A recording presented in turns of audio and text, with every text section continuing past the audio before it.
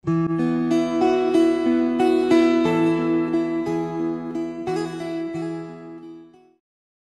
mga kaibigan. Pag-usapan natin ngayon ang pinaka-latest na post ni Mr. J. Sonza. 2 hours ago, ipinost niya ito. Basahin ko lang ha. Kalat na kalat ngayon sa ginanap na Malacanang Fellowship, ipinagyabang allegedly ni Mrs. Liza Marcos sa mga bisitang Congress people na kaya niyang bayaran ang Iglesia ni Cristo para huwag nang ituloy ang nakatakdang rally versus impeachment. Wow! Heavy naman, Tiang Liza. Is this true, Mrs. ng President? Question mark. So, nagtatanong si Mr. J. Sonza. Parang nakakaloko itong si Liza Marcos sa iglesia. Ano? Naliliitan ka sa INC, madam? So, halos lahat nagtatanong, question mark. Okay. Kahapon, may post na naman na ganito si Sir Jason tungkol naman kay Speaker Martin Romualdez. Sabi niya, totoo ba na na-heat stroke si Speaker Martin Romualdez at dinala siya sa St. Luke's Hospital? Napakaingay ang chatter. So, nagtatanong.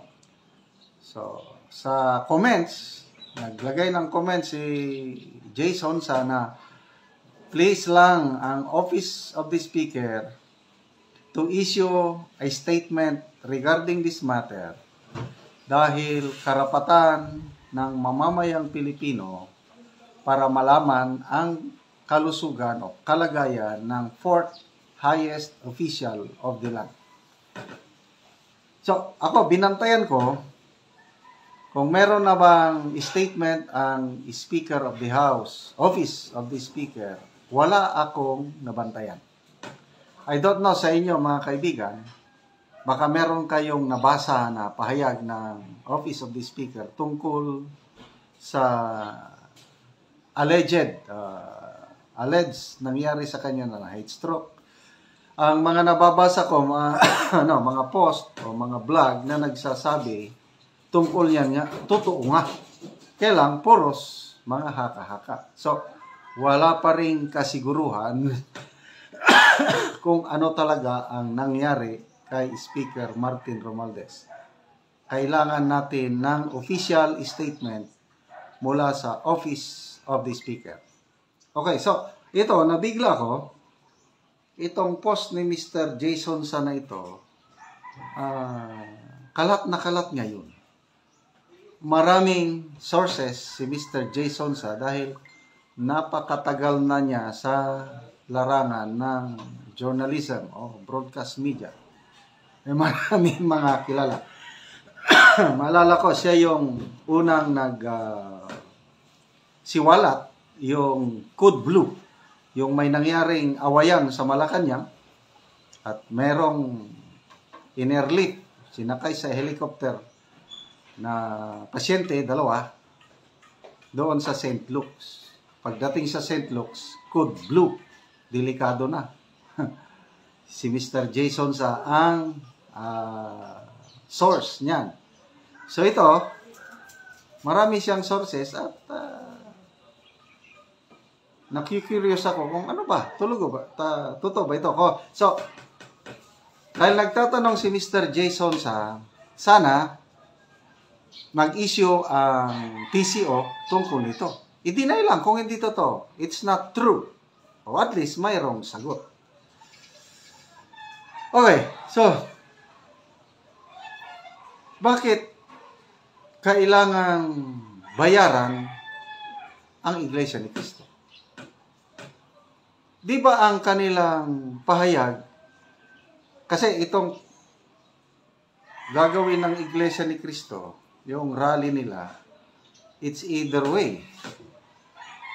On one angle, parang lumalabas na ang mga iglesia ni Cristo ayaw ng impeachment at parang sinusuportahan nila si VP Sara. Yan, isang anggulo yan.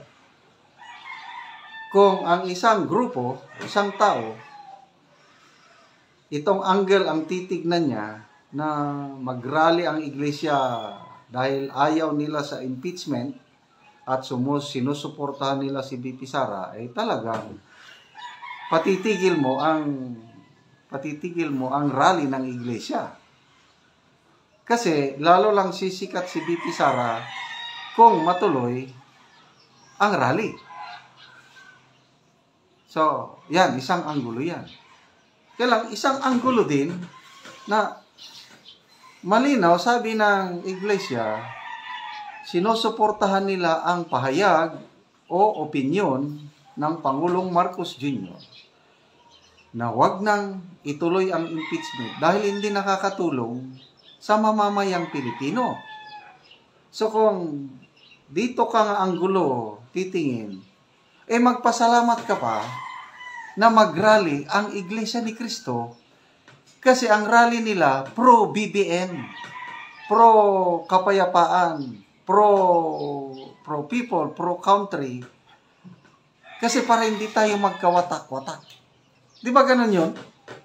Kaya ako, natutuwa ko sa rally ng Iglesia ni Cristo kasi kung papakinggan ng mga kongresista ang panawagan ng Iglesia na huwag ituloy, ang makikinabang ang taong bayan, ang makikinabang ang ating bansa kasi hindi na tayo magkawatak-watak.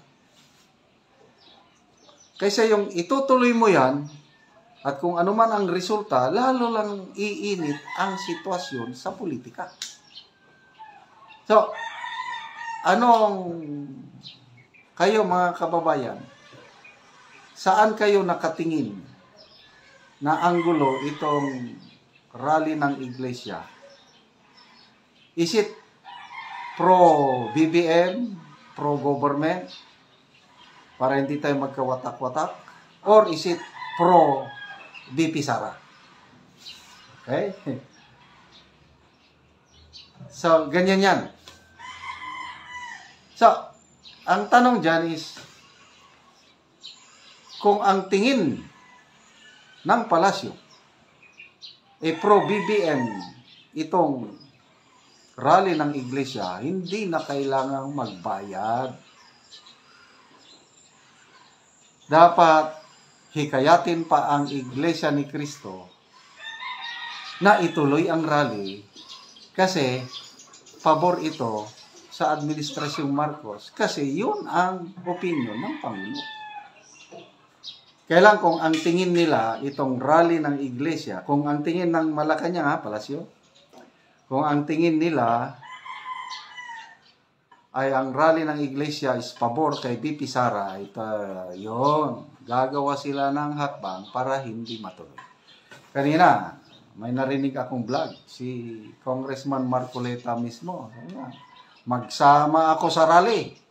Parang nananawagan niya, samahan niyo ako sa rally naming mga iglesia. Maraming gustong sasali sa rally ng iglesia. Nagtatanong yan si Crescent Laureta Chu. Pwede ba kaming sumama? Non-INC member. So, hindi ko alam ang sagot nun eh. Dapat, sana mag-comments kayo dito.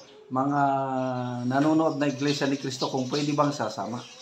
Sa tingin ko, hindi pwede. Dapat mas maganda, solid iglesia lang ang mag-attend. May kaibigan akong bishop ng mga evangelicals o protestant. Una, sabi niya, mag-organize sila ng localized rally. Dito sa Mindanao, taga Caraga region, itong kaibigan ko na bishop. But sabi niya, magawa sila ng position paper. But once na tapos na yung position paper or manifesto, pipirmahan ng mga bishop, pastors, leaders, padalhan daw nila ako para maipahayag din nila ang kanilang pagtutol. Ayaw nila nitong impeachment na laban kay VP Sara. So pareha sila sa Iglesia ni Cristo, although hindi kasing laki ng rally ng Iglesia. Kasi ang Iglesia worldwide, itong Protestant, Evangelicals, whole country, nandyan sila. Kailang kanya-kanyang pananaw ang mga leaders, walang iisang decision. Kaya local siya. So, again, ito, tanong lang ni Mr. Jason sa, totoo ba na ganon ang pahayag ng unang ginang? Sana sasagutin ito ng palasyo para matuldukan ng issue. So, basahin ko ulit Iyan posted 2 hours ago. Kalat na kalat ngayon. Sa ginanap na Malacanang Fellowship, ipinagyayabang umano ni Mrs. Lisa Marcos sa mga bisitang Congress people na kayang-kaya niyang bayaran ang Iglesia ni Cristo para wag nang ituloy ang nakatakdang rally versus impeachment. Wow! Heavy naman, Tiang Lisa. Is this true, Mrs. ng President? Parang nakakaloko itong si Lisa Marcos sa Iglesia. Nalilitan ka sa INC, Madam? Okay, magbasa lang ako sa mga comments. Ang Hilito Buluran, sabi niya, corrupting Congress only in the Philippines. Gatus Victor, sanay na sanay sila sa ganyan. Manunuhol gamit pera ng Pilipinas. Adora Reyes, yan, gawin nila halos lahat ng nasa gobyerno, sinusuhulan nila ng pera ng taong bayan. Sana wag magpabayad ang INC kasi ang alam ko para sila sa katotohanan at may dignity sila. Okay, ito, Roberto Ocampo, malabo iyon. INC ako. Ito, Roberto Ocampo, INC ako. Mayaman kami, hindi kami bayaran. Lalo ang executive minister, hindi papayag. Never in her dreams. Sabi.